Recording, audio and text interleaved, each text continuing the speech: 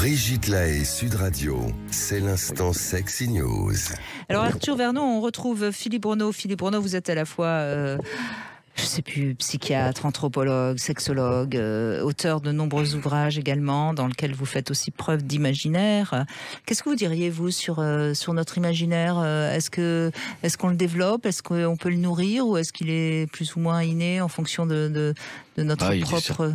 Certainement pas inné, mais non, je pense qu'on le développe. Ça a à voir avec la vie personnelle. Et moi, je dirais plutôt, il est quand même organisé par nos inhibitions.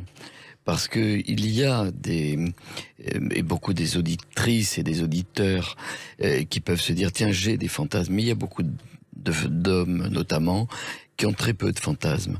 Alors ça a été montré, et notamment que les fantasmes des hommes et des femmes sont souvent assez différents. Notamment, moi je me souviens avoir fait un gros travail sur 2500 hommes, 3400 femmes en posant ce type de questions. Les fantasmes féminins sont d'ordre onirique, quelquefois, et vous le voyez bien dans les recueils que vous faites, très souvent ils peuvent être extraordinaires au point de ne pas pouvoir être réalisés. Et d'ailleurs, c'est pour cela qu'ils sont très symboliques. La majorité des fantasmes masculins sont réalisables, que ce soit l'amour dans l'ascenseur et ainsi de suite. Enfin, quand c'est avec deux femmes, c'est pas toujours réalisable. Hein. Oui, bien Disons sûr. que c'est plus réalisable qu'avec une pieuvre dans l'espace. C'est sûr. Là, on est dans les mangas et dans de l'imaginaire. Oui, alors après, je ne suis pas un spécialiste des fantasmes, mais je crois que d'abord ça s'entretient, et puis je crois que ça s'apprend dans un couple. Il faut aussi que les deux puissent se jouer avec ces fantasmes. Il y a des couples qui travaillent très peu sur les fantasmes. Moi, j'ai beaucoup de couples que j'ai interrogés sur les fantasmes, ils disent on n'en a pas, on fait bien l'amour, mais ça les intéresse moins. Et puis, il y en a qui les ont découverts et qui les ont cultivés, et souvent, c'est l'un des deux qui va l'amener, je dirais c'est majoritairement une femme, qui va amener une source de fantasme, ou plutôt de désir de sa part. Et alors, si elle est suivie, eh bien, effectivement, ça va s'alimenter. Mais quelquefois, ça va être un peu freiné parce que le partenaire n'est peut-être pas sur la même longueur d'onde. Évidemment. Alors, on revient à votre chronique. Philippe Bruneau, vous allez nous parler évidemment d'Octobre Rose.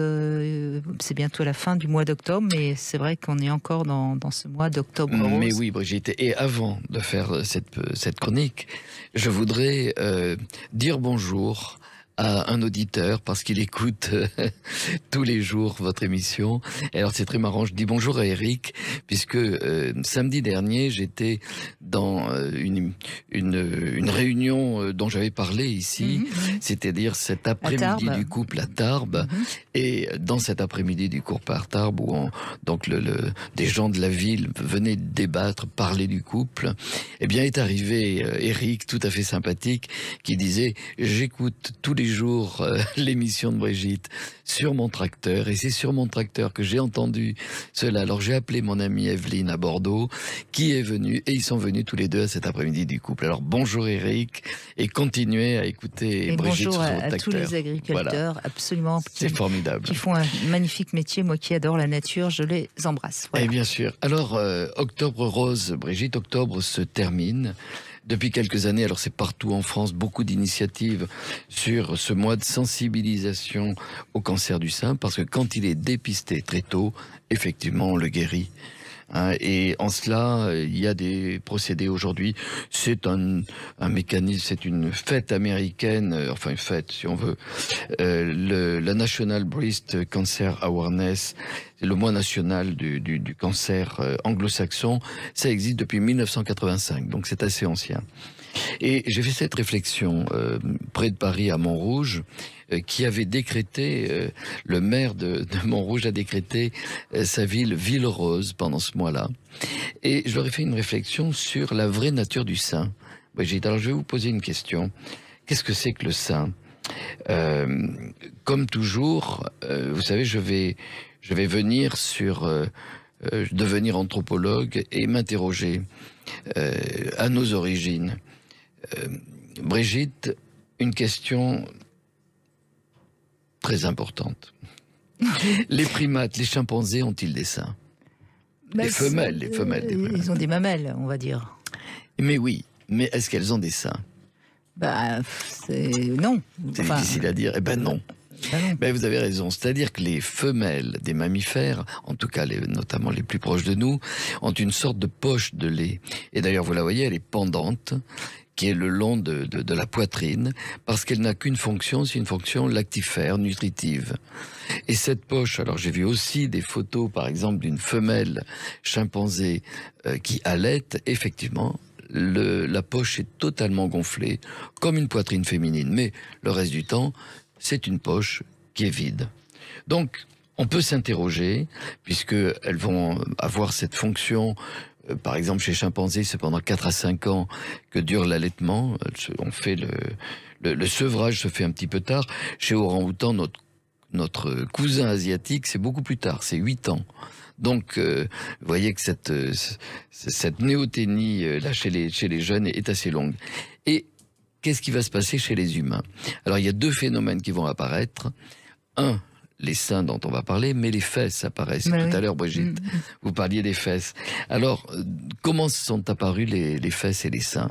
Alors que, on pourrait dire, les singes n'ont ni fesses ni seins. Ils n'ont pas de fesses au sens, vous allez le voir, de ce qu'on appelle les fesses chez les humains. Les fesses correspondent au développement du grand fessier, qui est le muscle le plus grand du puissant du corps humain, qui est tout simplement l'adaptation à la course. C'est-à-dire qu'en définitive, plus on court, et il n'y a qu'à voir les athlètes, les sportifs ont des fesses magnifiques. Absolument. Qui sont d'une fermeté terrible, fantasmant, tout à fait. C'est l'adaptation à la marche. Et comment a pu apparaître il y a une paire de fesses, mais il y a une paire de seins. Alors, on pourrait l'expliquer comme ceci. La copulation dans la très grande majorité des mammifères se fait de façon postérieure, même chez les grands singes, même s'il y a quelques... En levrette. Copulation, ça se fait comme en levrette, effectivement. Pourquoi est-ce que ça se fait comme ça? C'est parce que, en définitive, le canal vaginal est orienté vers l'arrière, avec surtout un signal très particulier. C'est-à-dire c'est la période des chaleurs et l'orifice vaginal est extrêmement gonflé. Chez chimpanzé, la femelle qui est en chaleur, en œstrus pendant une dizaine de jours, ne peut même pas s'asseoir. Elle a des énormes callosités. Ça sert à quoi? D'abord, c'est l'expression des hormones. C'est uniquement là que les mâles ont une érection. Parce que voyant cette espèce de ce gonflement, il va être en érection, il peut pénétrer, et c'est là que va se faire la copulation. Donc il est pas impossible que là on a des éléments sur le caractère atavique, c'est-à-dire que cette position postérieure est quelque chose qui est un signal d'excitation pour les mâles et qui est vraisemblablement resté dans notre tête de façon atavique, c'est possible. Mais la deuxième chose, c'est que ça s'est mêlé avec ce signal fesse postérieure.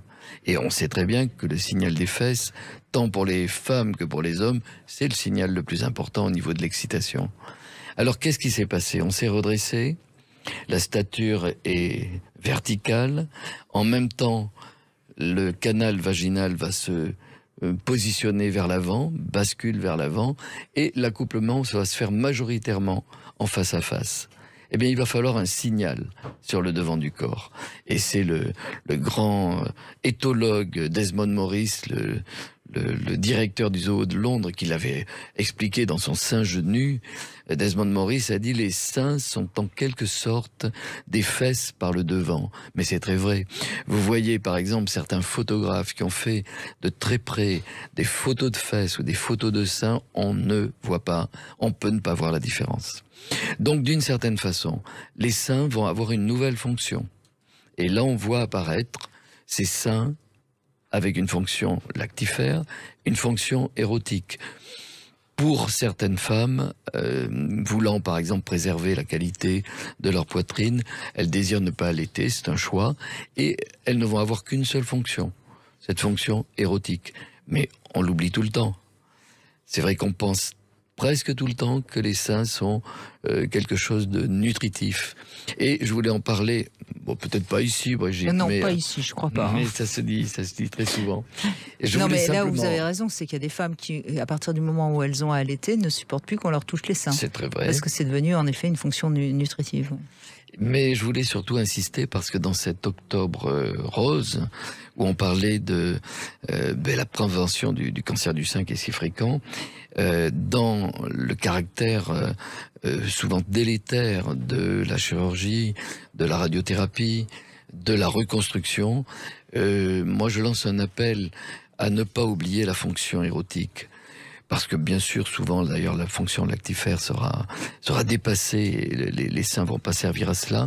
Mais par contre, dans la reconstruction aujourd'hui, il y a des choses extraordinaires. Dans les tatouages, dans le fait de reconstruire une poitrine qui est tout à fait érotique. Et aujourd'hui, on a une partie de la sexologie qui est de l'oncosexologie, qui travaille pour essayer d'accompagner tout ce qu'on fait au niveau de la cancérologie, et notamment là dans la restitution du sein, notamment de ramener la sensualité par des effleurages, des massages, retrouver la sensualité, c'est-à-dire n'oublions pas, et c'est un appel que je lance, la fonction érotique même quand c'est dramatique. Cette fonction érotique va permettre de revivre. La chirurgie va sauver, la médecine va sauver de ce cancer qu'on guérit bien maintenant, mais il faut retrouver une fonction érotique et les couples peuvent continuer leur vie amoureuse, sexuelle, érotique. Voilà, même s'il y a évidemment un moment un peu difficile et un temps à respecter dans le couple. Merci beaucoup Philippe Bruneau de cet éclairage, et c'est vrai qu'on en avait fait une émission spéciale Octobre Rose où on avait entendu des femmes qui avaient le cancer du sein. C'était une émission très émouvante.